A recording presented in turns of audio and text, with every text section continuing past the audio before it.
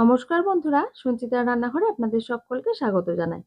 আজকে আমি আপনাদের সাথে শেয়ার করে নেব একটা নতুন ধরনের রান্না, সেটা হচ্ছে এঁচোড়ের মুড়িঘন্ট।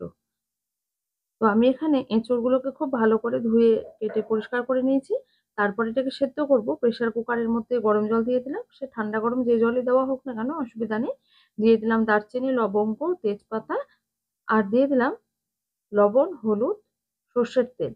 সর্ষের তেলটা অবশ্যই দেবেন, তাহলে এঁচোড়ের যে কষটা সেটা কিন্তু প্রেসারের গায়ে লেগে থেকে যাবে না সেদ্ধর পরে। তো প্রেসারে আমি এটা 4টে মতো সিটি দিয়ে ভালো করে সেদ্ধ করে নেব। সেদ্ধটা যেন ভালো করে হয় এটা আমাদের লক্ষ্য রাখতে হবে। প্রেসারটা যখন খোলা যাবে নিজে থেকে তখন খুলে নিয়ে জল ঝরাতে দেবো। আর এদিকে কাতলা মাছের দুটো বড় সাইজের মাথা নিয়ে নিয়েছি। তো সবার প্রথমে কড়াইয়ে সর্ষের তেল গরম করে আমি মাছের মাথাগুলোকে ভালো করে ভেজে নেব। সর্ষের তেলে মাছ ভাজা করার সময় প্রথমে তেলটাকে খুব ভালো করে গরম করে নিতে হবে। তারপরে গ্যাসের ফ্লেমটা একটু কমিয়ে দিয়ে মিডিয়াম আঁচে মাছগুলোকে এপিট ওপিট করে ভালো করে ভেজে নেব। দেখুন, আমার মাছ ভাজাটা খুব সুন্দরভাবে হয়ে গেছে। আমি তুলে নিলাম। এবার ওই তেলের মধ্যে এঁচোড়গুলোকে দিয়ে দেবো। এঁচোড়গুলোকে জল ঝরিয়ে রেখেছিলাম, এঁচোড়টা ওদিকে ভাজা হোক। ততক্ষণে আমি একটা মশলা তৈরি করে নিই। পেঁয়াজ, রসুন, কাঁচা লঙ্কা আর আদা ভালো করে মিহি করে পেস্ট করে নিলাম। ওদিকে এঁচোড়গুলো আমার ভালো করে ভাজা হয়ে গেছে। আমি তুলে নিচ্ছি এঁচোড়গুলোকে। হলুদ দেওয়ার কারণে এটা একটু লালচে মতো হয়ে গেছে। তো আমি কড়াইয়ে আরো খানিকটা সর্ষের তেল দিয়ে দিলাম। চাইলে আপনারা একটু ঘিও দিয়ে দিতে পারেন, তাতে করে স্বাদটা আরো বেশি ভালো হবে। এবার এর মধ্যে দিয়ে দিলাম তেজপাতা, শুকনো লঙ্কা, গোটা গরম মশলা, দারচিনি, লবঙ্গ, এলাচ, আর দিয়ে দিলাম 1 চামচ মতো সাদা জিরে। ফোড়নগুলো যখন ভালো করে ভাজা হয়ে যাবে, একটা মিষ্টি গন্ধ বেরিয়ে আসবে, তারপরে এর মধ্যে আমি দিয়ে দেব আগে থেকে টুকরো করে কেটে রাখা আলুগুলোকে আমি ডুমো ডুমো করে কেটে রেখেছিলাম।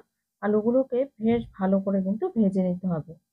তাই একটা হালকা লালচে রং আসা পর্যন্ত অপেক্ষা করব। তারপরে এর মধ্যে মশলার যে পেস্টটা তৈরি করে রেখেছিলাম, আদা, রসুন, পেঁয়াজ, কাঁচা লঙ্কা দিয়ে, সেটা এর মধ্যে দিয়ে দিলাম। মশলার বাটি ধুয়ে জলও দিয়ে দিলাম। আর দিয়ে দিলাম জিরে গুঁড়ো, ধনে গুঁড়ো, কাশ্মীরি লাল লঙ্কার গুঁড়ো, হলুদ গুঁড়ো। সবকিছুকে খুব ভালো করে মিশিয়ে নেব। মশলাটাকে ভালো করে কিন্তু কষাতে হবে। আর যদি মনে হয় জল কম হয়ে যাচ্ছে, তাহলে একটু করে গরম জল অ্যাড করে দিতে হবে। তারপরে আরো খানিকক্ষণ ধরে কিন্তু কষাতে থাকবো, যতক্ষণ না মশলা থেকে তেল বেরিয়ে আসছে। মশলাটা আমার কষানো হয়ে গেছে।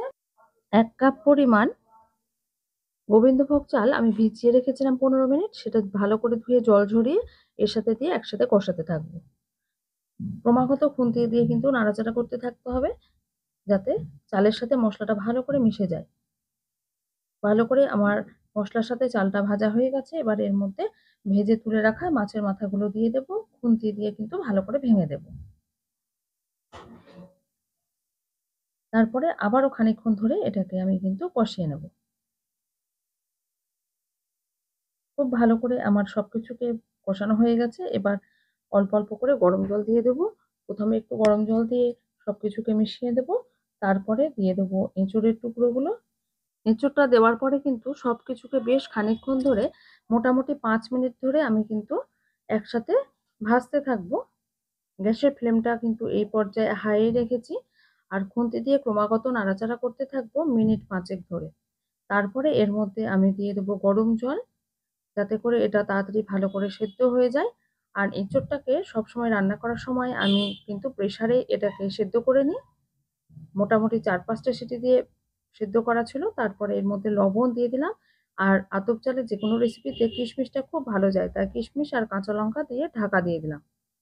মাঝে মাঝে অবশ্যই খুন্তি দিয়ে নেড়ে নিতে হবে, না হলে নিচে কিন্তু আতপ চালগুলো বসে যাবে।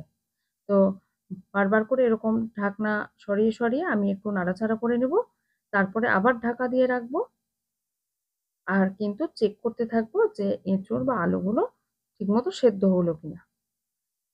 আর আলুগুলো যখন আমি প্রথমে ভাজছিলাম, তখন কিন্তু আলু ভাজার সময় একটু লবণও দিয়ে দিয়েছিলাম, যাতে করে ভাজতে ভাজতেও আলুগুলো অনেকটা নরম হয়ে যায়। দেখুন সবকিছু বেশ ভালো করে মিশে গেছে। আর এই পর্যায়ে দিয়ে দিলাম আমি চিনি। চিনিটাকে ভালো করে মিশিয়ে নেব। আর মুড়িঘন্ট কিন্তু আমরা 2 রকম খেয়ে থাকি। একটা একদম শুকনো ঝরঝরে হয়, আর একটা একটু মাখো মাখো হয়। তো আজকে আমি যেটা মাখো মাখো হয় সেই রকম ভাবে তৈরি করব, পুরোপুরি শুকিয়ে নেব না। তাই জন্য চাল মেপে জল দেওয়ার কোনো প্রয়োজন নেই, সেদ্ধ হওয়ার মতো জল দিলেই হয়ে যাবে। দেখুন একদম বেশ সুন্দর হয়েছে দেখতে এবং খেতে এত সুন্দর হয়েছিল আমি ভাবতে পারিনি যে এত টেস্ট হবে। তো এই পর্যায়ে আমি রান্নাটা যেহেতু প্রায় শেষের দিকে সেজন্য গরম মসলাটাকে বেটে নিলাম শিলপাটাতে। এবার দিয়ে দিলাম সে বেটে রাখা গরম মসলা আর ঘি। ব্যাস আমাদের রান্না কিন্তু একদম প্রায় শেষের দিকে। গ্যাসের ফ্লেমটা অলরেডি বন্ধও করে দিয়েছি।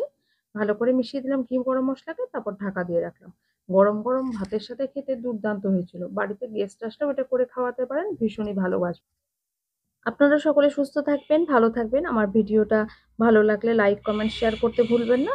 অসংখ্য ধন্যবাদ আপনাদের।